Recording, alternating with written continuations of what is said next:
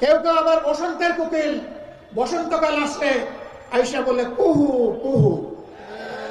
আল্লাহ তাআলা উত্তরবঙ্গকে দান করেছিলেন তিস্তা, ধরলা, ব্রহ্মপুত্র এবং করতোয়া। আজকে আস্তে আস্তে উপর থেকে দেখলাম নদী নয়, মরুভূমি। মরে কঙ্কাল হয়ে আছে নদীগুলো। শরীরের ভিতরে যেমন রক্তের নালী, রক্তকে এক জায়গা থেকে আরেক জায়গায় পৌঁছায় দেয়, আর তাই আমরা বাঁচি। যদি ওই রক্তনালী বন্ধ হয়ে যায় তাহলে মানুষ মারা যায়। আজকে আমাদের আল্লাহর দান এই নিয়ামত, নদীগুলাকে খুন করা হয়েছে। এই দেশের কি কোনো মা বাবা ছিল না? তাহলে আমার নদী মরে গেল কেন? ওরা জনগণের প্রতি 5 বছরে একবার দরদের হান্ডিতে জাল দেয়, আর এটা উঠলাইয়া উঠে।